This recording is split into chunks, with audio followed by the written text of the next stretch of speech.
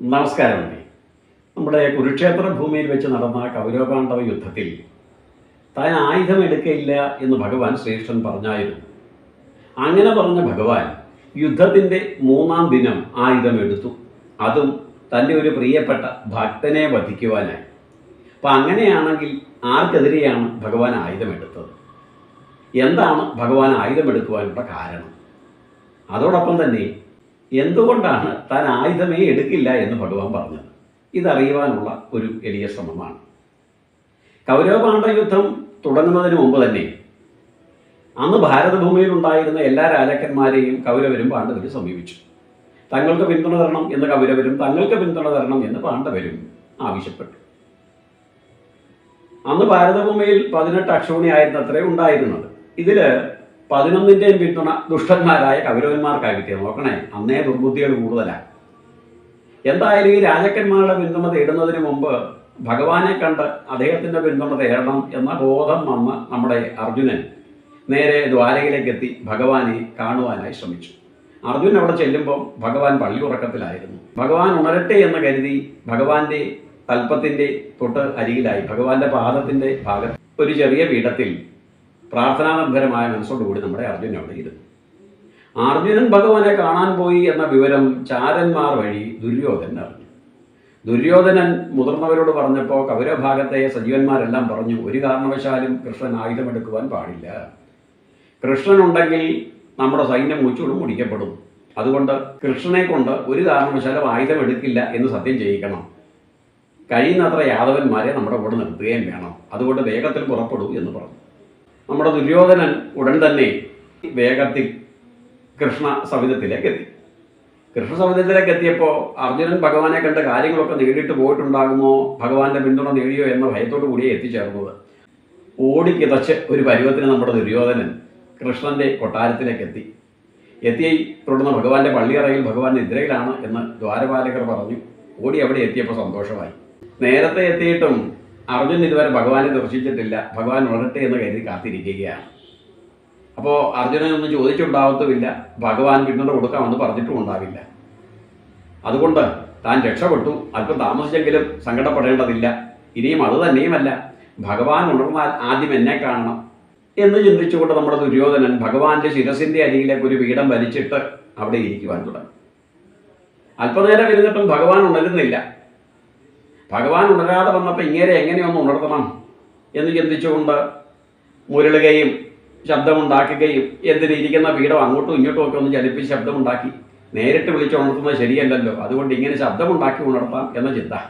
ദുര്യോധനൻ്റെ ഈ കുത്സിത ബുദ്ധിയും ദുര്യോധനൻ വന്നതും അതിനു മുമ്പ് അർജുനൻ വന്നതും ഒക്കെ ഭഗവാൻ അകക്കണ്ണുകൊണ്ട് കണ്ടറിഞ്ഞുകൊണ്ട് തന്നെ കിടക്കുകയായിരുന്നു. അവരുടെ ലീല എങ്ങനെയുണ്ട് എന്നൊന്ന് പരിശോധിക്കുവാൻ. ഭഗവാൻ അപ്രകാരമാണ്. നമ്മുടെ ഓരോ സ്വഭാവവും കണ്ടിട്ടും കേട്ടിട്ടും കണ്ടിട്ടുമില്ല അറിഞ്ഞിട്ടുമില്ല എന്ന രീതിയിൽ ഇരിക്കും, പരീക്ഷിക്കുവാൻ വേണ്ടി. ഒടുക്കം അർജുനൻ വളരെ ശാന്തനായിരുന്നപ്പോൾ സഹികെട്ട ദുര്യോധനൻ പലതും ചിന്തിച്ചു. ഇനി അവനെ വിഷമിപ്പിക്കേണ്ട എന്ന ബോധം ആ മഹാപ്രഭുവായ കൃഷ്ണസ്വാമിക്ക് വന്നു. താനിരിക്കുന്ന വശത്തേക്ക് തിരിഞ്ഞുകൊണ്ടായിരിക്കും ഭഗവാൻ എഴുന്നേൽക്കുന്നത് എന്നാണ് ദുര്യോധനൻ ധരിച്ചത്. കാരണം ഏതെങ്കിലും ഒരു വശത്തേക്കായിരിക്കും എഴുന്നേറ്റിരിക്കുക.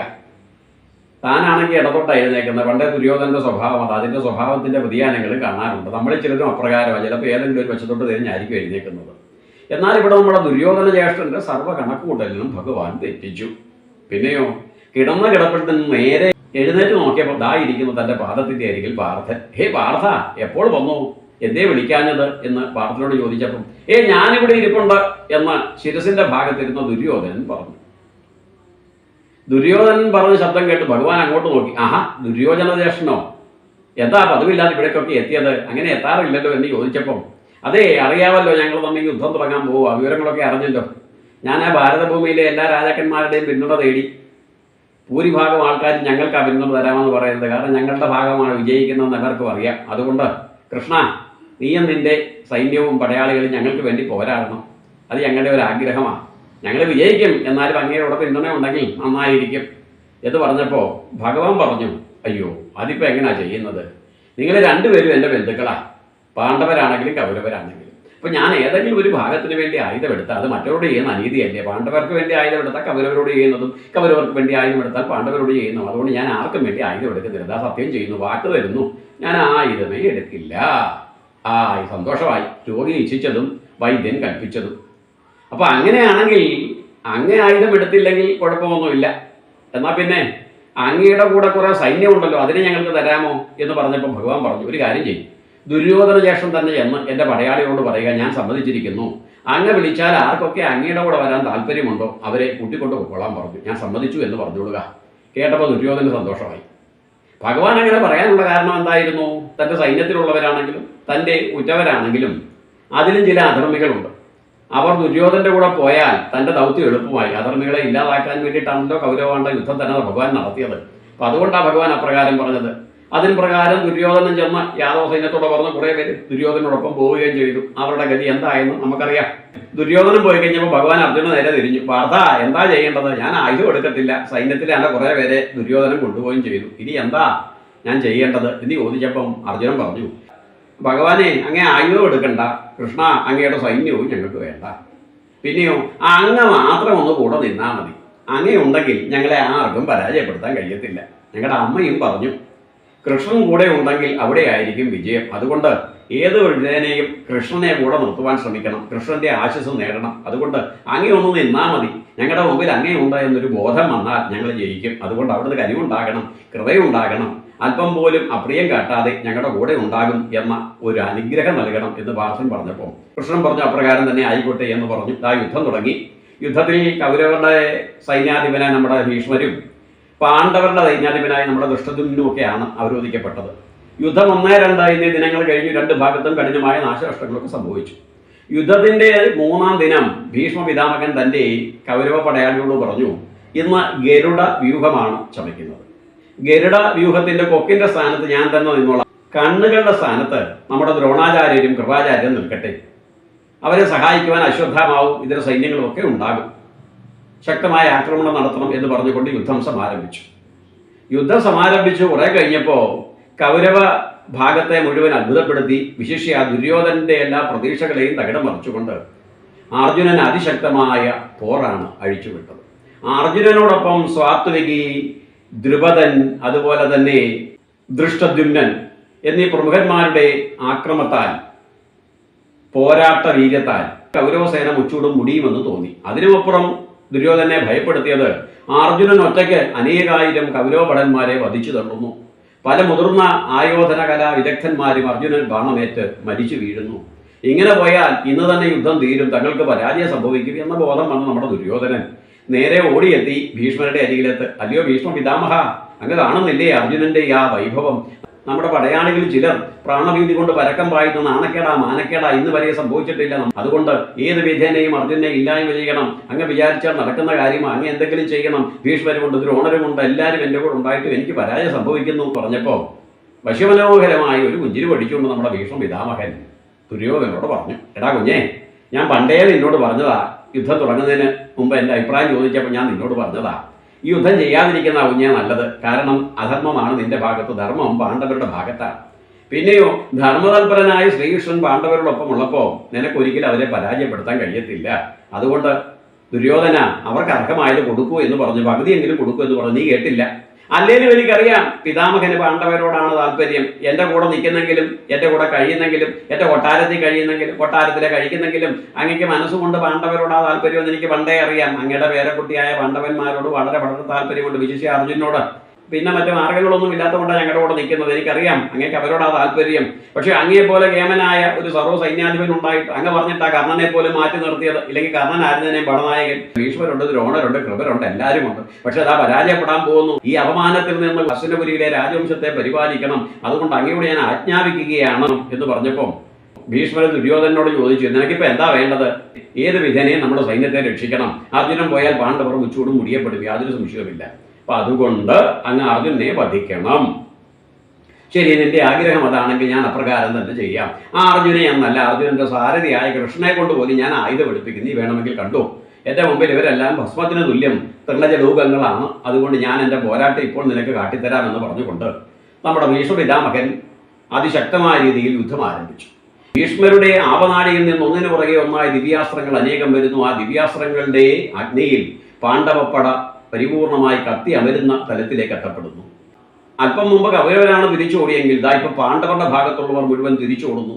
പാണ്ഡവ സൈന്യത്തിൽ ചിലരൊക്കെ തിരിച്ചോടുന്ന കണ്ടപ്പോൾ സ്വാത്വിക വിളിച്ചു പറഞ്ഞു, ആരും ഓടല്ലേ ഓടല്ലേ, അത് ക്ഷത്രിയധർമ്മത്തിന് വിരുദ്ധമാണ്, യുദ്ധത്തിൽ മരണം സംഭവിച്ചാൽ അത് ക്ഷത്രധർമ്മമാണ്, വീരസ്വർഗം പ്രാപിക്കുക, അതുകൊണ്ട് നിങ്ങൾ ഭീരുക്കളെ പോലെ ഓടരുതെന്നുള്ള ആര് കേൾക്കാൻ, ഏവർക്കും പ്രാണനല്ലേ ഉള്ളു ഭയം, പ്രാണം നഷ്ടപ്പെട്ടാൽ പിന്നെ കിട്ടത്തില്ല, കയ്യോ കാലോ പോയാൽ വേണ്ടി ഒരെണ്ണം വെപ്പെങ്കിലും വെക്കാം.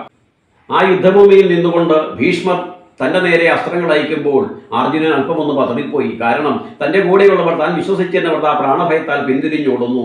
ഇന്നലെ വരെ കാണാത്ത രീതിയിൽ തീക്ഷ്ണമായ മുഖഭാവത്തോടും പിന്നെയോ അത്ഭുതകരമായ യുദ്ധവീര്യത്തോടുമാണ് ഭീഷ്മ പിതാമകൻ ആയുധം പ്രയോഗിക്കുന്നത്. എങ്ങനെ ഞാൻ ഇദ്ദേഹത്തെ എതിരിടും? എൻ്റെ അറിവിനും അപ്പുറത്തേക്കാണ് ഇദ്ദേഹം നിൽക്കുന്നത്, പിന്നെ ഞാൻ എന്തു ചെയ്യും? എനിക്ക് പരാജയം ഉറപ്പാണ്, ഇദ്ദേഹത്തിനോട് എനിക്ക് എതിരിടാൻ കഴിയുകയില്ല എന്ന് സ്വയം ചിന്തിച്ച് മൗഢ്യഭാവത്തിൽ, ഏകാഗ്രത നഷ്ടപ്പെട്ട് അലസമായ ഭാവത്തിൽ യുദ്ധം ചെയ്യുന്നു അർജുനൻ. അർജുനന്റെ ഈ അവസ്ഥ കണ്ടപ്പോൾ ഭഗവാന് മനസ്സിലായി, ഇങ്ങനെ പോയാൽ അടുത്ത ഭീഷ്മരുടെ അസ്ത്രത്താൽ അവൻ ഇല്ലാതാകും. അർജുനനില്ലാതായാൽ പാണ്ഡവ പടയുടെ കാര്യം പിന്നെ പറയേണ്ടതില്ല, എപ്പോൾ തീർന്നു എന്ന് ചോദിച്ചാൽ മതി. അതുകൊണ്ട് ഇത് സംഭവിക്കാൻ പാടില്ല.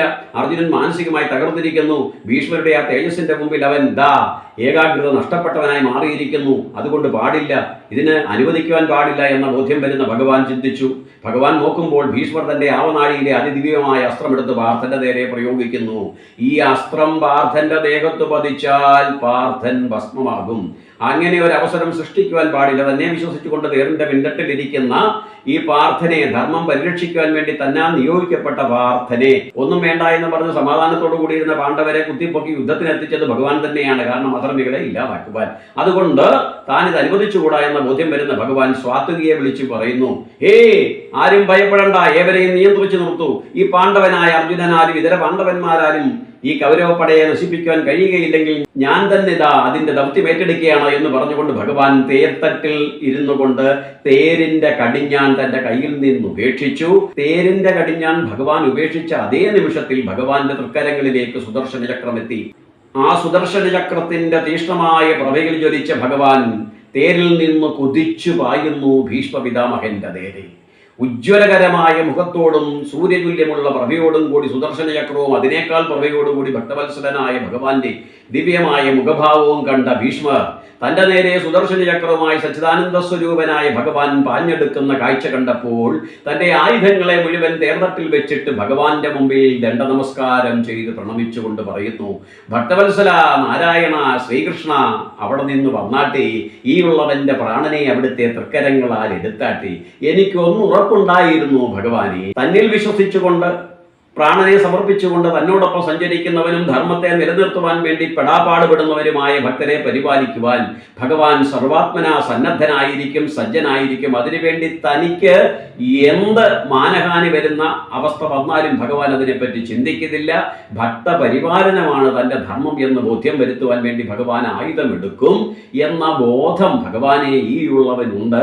ആ ബോധം സമസ്ത ലോകത്തിനും കാട്ടുന്നതിന് വേണ്ടിയിട്ടാണ് സർവേശ്വര ഞാൻ അങ്ങയുടെ നേരെയും പാർത്ഥന്റെ നേരെയും ആയുധമെടുത്തത്. അങ്ങയുടെ തൃക്കരങ്ങളാൽ എനിക്ക് വീരമൃത്യു സംഭവിച്ചാൽ 3 ലോകങ്ങളിലും അതെനിക്ക് ഖ്യാതിയെ നേടിത്തരും. അതുകൊണ്ട് അങ്ങയുടെ തൃക്കരങ്ങളാൽ ഈ ഉള്ളവനെ വധിക്കണമേ എന്ന് പറഞ്ഞപ്പോഴേക്കും തേർത്തട്ടിൽ നിന്ന് അർജുനൻ ഓടി വന്നു ഭഗവാനെ മുറുകെ പിടിക്കുന്നു. ഭഗവാനെ പാടില്ല പാടില്ല, അങ്ങ് ധർമ്മത്തിൽ നിന്ന് വ്യതിചലിക്കരുത്, സത്യലംഘനം നടത്തരുത് മഹാപ്രഭു എന്ന് പറയുന്നു. അപ്പൊ അർജുനനത്തെ മുറുകെ പിടിച്ചിട്ടും ഭഗവാന്റെ രൗദ്രഭാവത്തിന് ശമനമുണ്ടാകുന്നില്ല എന്ന് മനസ്സിലാക്കി അർജുനൻ ഭഗവാന്റെ മുമ്പിലേക്ക് എത്തി പാദധാരണകളിൽ ദണ്ഡ നമസ്കാരം ചെയ്തുകൊണ്ട് ഭഗവാനോട് അപേക്ഷിക്കുന്നു. ഭഗവാനെ, ഒരു നിമിഷം ഞാൻ മറന്നുപോയി, അങ്ങ് എനിക്ക് തന്ന ദിവ്യമായ ഭഗവത്ഗീത ഉപദേശത്തിൽ നിന്ന് പോലും ഒരു നിമിഷം എൻ്റെ മനസ്സ് അചഞ്ചലമായി മാറി. ഞാൻ പരിപൂർണ്ണ ബോധവാനായിരിക്കുന്നു. അങ്ങ് സത്യലംഘനം നടത്തണ്ട.